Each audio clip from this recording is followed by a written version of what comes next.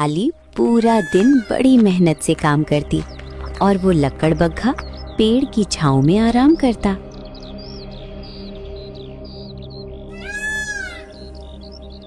अरे वाह, जिंदगी हो तो मेरे जैसी। मैं अपने दिमाग का प्रयोग करके बैठे बैठे ही खा लेता हूँ। अब लाली ने भी साल भर का खाना इकट्ठा कर लिया होगा। अब मुझको पारो के पिता के पास जाना चाहिए और मैं पारो से शादी करके लाली की तरफ देखूंगा भी नहीं।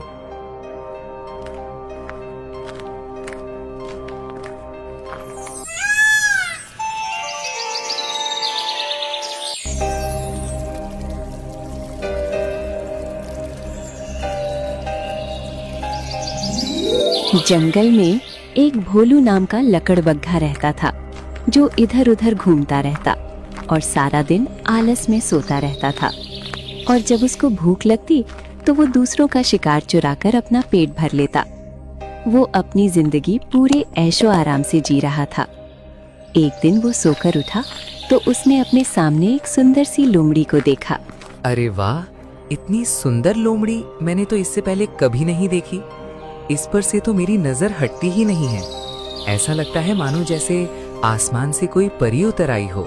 अरे ओ लकड़बग्घा, मुझको इतनी देर से क्यों घूरे जा रहा है? पहले कभी कोई लोमड़ी नहीं देखी। अरे वाह, तुम तो मुझसे बात कर रही हो। मुझे तो लगा था इतनी प्यारी लोमड़ी किसी को क्या भाव देगी, लेकिन तुमने मुझसे बात की। मुझे बहुत अच्छा लगा। सच में तुम्हारी आवाज सुनकर मुझको बहुत सुकून मिल रहा है। बस बस, मुझ पर ज्यादा लाइन मारने की कोशिश मत कर। मैं इतनी आसानी से तुम पर पटने वाली नहीं हूँ। अब तुम मुझको आसानी से अपनाओ या फिर मुश्किल से अपनाओ, अब तो मैं तुम्हारा होकर ही रहूंगा और तुमको अपना बनाकर ही रहूंगा। क्या तुम मेरे साथ शादी करोगी? अरे वाह लकड़बग्घा, तुमको शादी करने की बहुत जल्दी पड़ रही है। पहले तुम अपना परिचय तो दे दो और मुझसे मेरा परिचय ले लो, तभी तो शादी करेंगे। मैंने तो तुम्हारा अभी ठीक से नाम भी नहीं जाना है। वैसे क्या नाम है तुम्हारा? मेरा नाम लकड़बग्घा है और तुम्हारा नाम क्या है? मेरा नाम पारो है। पारो, मेरे पिताजी ने मुझको झूमती हुई बोतल पीकर पैदा किया था। अरे पारो, तुम्हारे पिताजी क्या शराबी हैं जो तुमको झूमती हुई बोतल के साथ पैदा किया था? अरे नहीं लकड़बग्घा, मैंने तो बस ऐसे ही बोल दिया। तुम्हारा नाम और तुम मुझको बहुत अच्छे लगे। अगर तुम मुझसे शादी करना चाहते हो तो तुमको मेरे पिताजी से बात करनी होगी। हाँ, मैं तुमसे शादी करने के लिए कुछ भी करूँगा। चलो तुम्हारे पिताजी के पास चलते हैं। और दोनों पिताजी के पास जाने के लिए निकल गए। पारो का पिता लकड़बग्घा को देखते ही गुस्से में आ गया। अरे ये तो भोलू चंद है। पारो क्या भोलू चंद की बेटी है?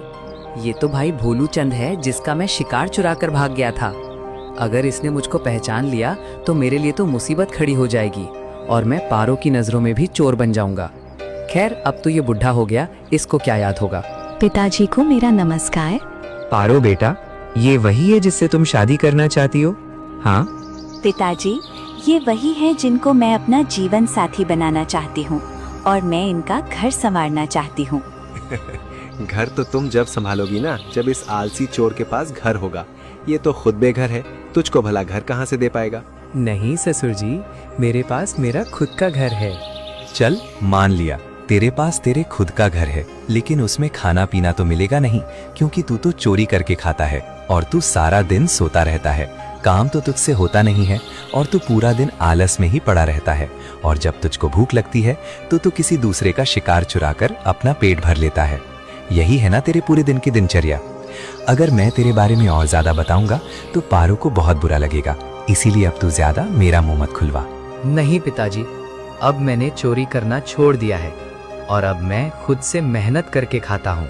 अरे लकड़बग्घा, तू मुझको पिताजी मत बुला।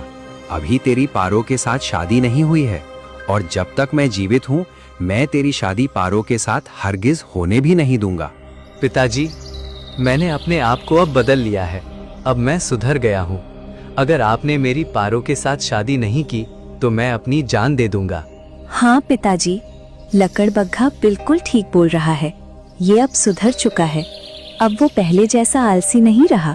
ठीक है, तो मैं तुमको सुधरने का एक मौका देता हूँ। लेकिन तुमको मेरी बेटी से शादी करने से पहले उसके लिए 1 साल तक खाने का प्रबंध करना होगा। अगर तुम इतना खाना इकट्ठा कर पाओ तभी मैं तुमसे अपनी बेटी की शादी कर पाऊंगा। क्या तुमको मेरी ये शर्त मंजूर है? हाँ ठीक है पिताजी, मुझको तुम्हारी ये शर्त मंजूर है। अब मैं तुम्हारे पास जब ही आऊंगा जब तक मैं 1 साल के राशन का प्रबंध ना कर लूं। और वो लकड़बग्घा गुस्से में वहाँ से चला जाता है और एक स्थान पर बैठकर सोचने लगता है। अरे यार, मैं उस भोलू चंद से साल भर का राशन इकट्ठा करने का वचन तो दे दिया, लेकिन मुझसे तो ये होगा नहीं। अब मुझको कुछ ना कुछ जुगाड़ लगाना होगा। तभी उसने लाली को आते हुए देखा। अरे वाह, अब तो मुझको राशन इकट्ठा करने की आवश्यकता ही नहीं है। मैं अपनी बुद्धि का प्रयोग करके इस लाली से साल भर का राशन इकट्ठा करवाऊंगा। और वो चालाक लकड़बग्घा लाली के पास गया। अरे लाली बहन, कहाँ से आ रही हो? अरे तुमको मुझसे क्या, मैं कहीं से भी आ रही हूँ। फिर भी मैं तुमको बता ही देती हूँ, सर्दियाँ आने वाली हैं और मैं सर्दियों के लिए खाना इकट्ठा करने वाली हूँ। मैं खाना खोज कर आ रही हूँ। तुमको तो पता है सर्दियाँ 1 साल तक रहेंगी और मुझको पूरा साल का राशन इकट्ठा करना है। अरे लाली बहन रानी, काहे इतना परेशान होती हो? भला मेरे होते हुए तुमको राशन इकट्ठा करने की क्या जरूरत है? हम दोनों साथ मिलकर राशन इकट्ठा कर लेंगे। क्या मतलब है तुम्हारा? मतलब साफ है लाली बहन, अब तुम इतनी सर्दियों में भला अकेली कैसे रह पाओगी? तुम मेरे साथ शादी कर लो और हम दोनों हमेशा साथ रहेंगे और साथ ही खाना भी इकट्ठा करेंगे। क्या तुम मुझसे शादी करोगी? लकड़बग्घा की बात सुनकर लाली सोच में पड़ गई। हाँ, मुझको भी अकेला रहना पसंद नहीं है। मैं तुमसे शादी करने के लिए तैयार हूँ, लेकिन तुम मुझको कभी धोखा मत देना। अरे कैसी बातें करती हो मेरी जान? भला मैं अपनी पत्नी को कैसे धोखा दे सकता हूँ? तुमको मुझ पर भरोसा नहीं है तो तुम एक काम करना, तुम सर्दियों का खाना मेरे ही घर में इकट्ठा करना, फिर तुमको मुझ पर पूरा भरोसा हो जाएगा।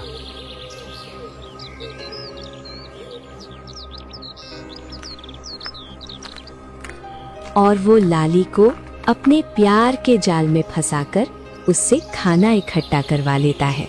हाँ, अब मुझको थोड़ा सा और खाना इकट्ठा करना है, फिर मेरा साल भर से भी अधिक खाने का प्रबंध हो जाएगा और फिर मैं लकड़बग्घा के साथ शादी कर लूंगी। और लकड़बग्घा मुझसे बहुत प्यार करता है, वो हमेशा मुझको खुश रखेगा। लाली पूरा दिन बड़ी मेहनत से काम करती और वो लकड़बग्घा पेड़ की छांव में आराम करता।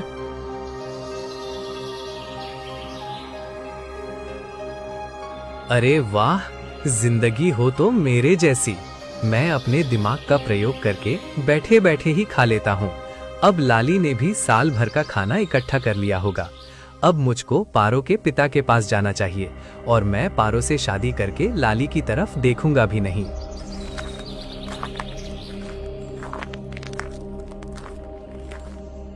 देखो लकड़बग्घा, मैंने पूरे साल का खाना इकट्ठा कर लिया है। अब हम शादी कर लेते हैं। हाँ, मैं यही तुमसे कहने वाला था लाली, लेकिन तुमने मुझसे पहले बोल दिया। अब हम जल्दी से जल्दी शादी कर लेंगे। इस घर को तो तुमने अच्छे से सजा दिया और इसमें साल भर का खाना भी इकट्ठा कर दिया। अब तुम अपने घर जाओ और तुम अपने घर को भी अच्छे से सजा लो। फिर मैं बारात लेकर तुम्हारे घर आऊंगा और तुमको डोली में बिठाकर अपने साथ इस घर में ले आऊंगा। हाँ, मैं इसी पल का तो बरसों से इंतजार कर रही थी कि कोई मेरा भी राजकुमार आए और मुझको डोली में बैठाकर अपने साथ ले जाए। हाँ, मैं जल्दी जाती हूँ और शादी की तैयारियाँ शुरू करती हूँ। और लाली वहां से चली जाती है।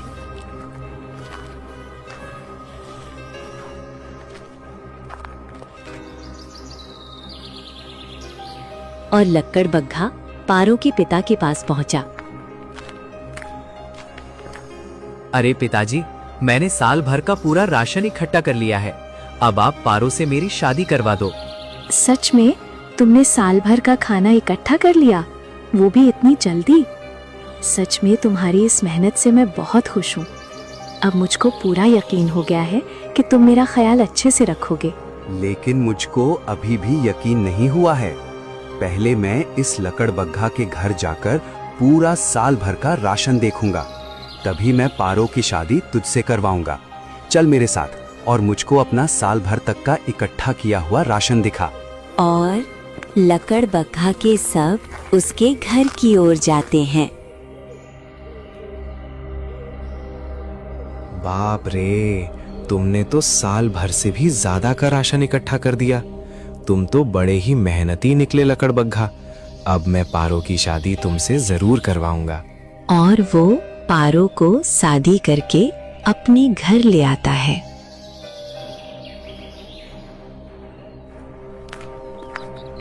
पारो, आज मैंने तुमको पा लिया और मैं तुमको पाकर बहुत खुश हूँ।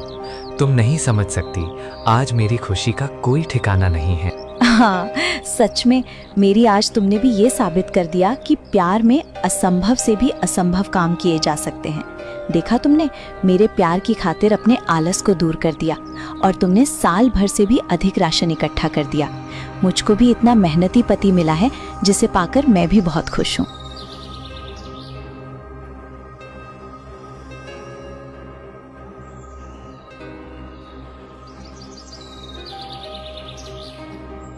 और उधर लाली लकड़बग्घा का इंतजार कर रही होती है। पता नहीं ये लकड़बग्घा भी कहाँ रह गया। अब तक तो उसको बारात लेकर मेरे दरवाजे पर आ जाना चाहिए था। कई दिन बीत गए पर वो अभी आया नहीं। मुझको लकड़बग्घा तो घर पर जाना चाहिए। शायद वो किसी मुसीबत में हो या उसकी तबीयत खराब हो गई हो। मुझको चलकर देखना चाहिए। मैं उसको ऐसे अकेला कैसे छोड़ सकती हूँ? आखिर मैं उसकी होने वाली पत्नी हूँ। और लाली उसके घर चली जाती है। देखो पारो, मैंने तुम्हारे लिए कितना सारा राशन इकट्ठा किया है, लेकिन तुमने अभी तक मेरी मेहनत की कमाई को चखा तक नहीं है। क्या तुमको मैं और मेरा राशन पसंद नहीं आया? ऐसी बात नहीं है मेरी जान। अगर तुम मुझको पसंद नहीं आते तो मैं तुमसे शादी क्यों करती? तुम मुझको बहुत पसंद हो और तुम्हारा खाना भी। लाओ, तुम मुझको अपने हाथ से खिला दो। हाँ जरूर, मैं तुमको अभी अपने हाथ से ताजा फल खिलाता हूँ। बदमाश, अगर तूने मेरे फलों को मेरी सौतन को खिलाया तो मुझसे बुरा कोई नहीं होगा। तूने राशन इकट्ठा करवाया मुझसे और शादी का वादा किया मुझसे और बारात लाने का वादा किया मुझसे और शादी कर ली तुमने भोलू चंद की बेटी से। अरे लाली बहन, ये तुम क्या कह रही हो? क्या ये राशन तुमने इकट्ठा किया है? लकड़बग्घा ने तो कहा था कि ये राशन उसने इकट्ठा किया है। नहीं, ये पूरा राशन मैंने ही इकट्ठा किया है। इसने मुझसे शादी करने का वादा किया था और कहा था कि मैं बारात लेकर तुम्हारे घर आऊंगा, लेकिन ये बारात कहीं और ही लेकर चला गया। तुम इतने धोखेबाज निकलोगे लकड़बग्घा, मैंने कभी सोचा नहीं था। अब मैं तुम्हारे साथ एक पल भी नहीं रहूंगी। वो दोनों दुखी मन से उस धोखेबाज लकड़बग्घा को छोड़कर वहां से चली जाती हैं। मैंने कभी सोचा नहीं था कि वो लकड़बग्घा मेरे साथ ऐसा करेगा। उसने मुझसे साल भर का राशन इकट्ठा करवा लिया और मेरे साथ इतना बड़ा विश्वासघात कर दिया। मैं उस गद्दार को इसका सबक जरूर सिखाऊंगी। लाली बहन, उसने ये सब मुझको अपना बनाने के लिए किया था। उसके सामने मेरे पिताजी ने शर्त रखी थी कि वो 1 साल का राशन इकट्ठा करेगा, तभी मैं पारो की शादी उससे करवाऊंगा। मुझे लगा था कि वो ये सब अपनी मेहनत से करके दिखाएगा, लेकिन अब भी वो वैसा ही है जैसा पहले था। उसने अपना आलस बिल्कुल भी नहीं छोड़ा है। मैं उसके प्यार में बिल्कुल टूट चुकी हूँ। अब मेरा जीने का कोई भी इरादा नहीं है और मुझे अपने आप पर बहुत ज्यादा घिन आ रही है कि मैं उस आलसी की बातों में आकर अपने मन में उसके सपने सजाए थे। अब मैं जीना नहीं चाहती पारो बहन, मेरा मर जाना ही ठीक रहेगा। तुम ऐसी बातें मत करो लाली बहन। एक काम करो, तुम मेरे साथ चलो। मैं अपने पिताजी के साथ रहती हूँ और तुम चाहो तो तुम भी हमारे साथ रह सकती हो। इससे तुम्हारा अकेलापन भी दूर हो जाएगा और मेरे पिताजी को दूसरी बेटी भी मिल जाएगी। चलो मेरे साथ।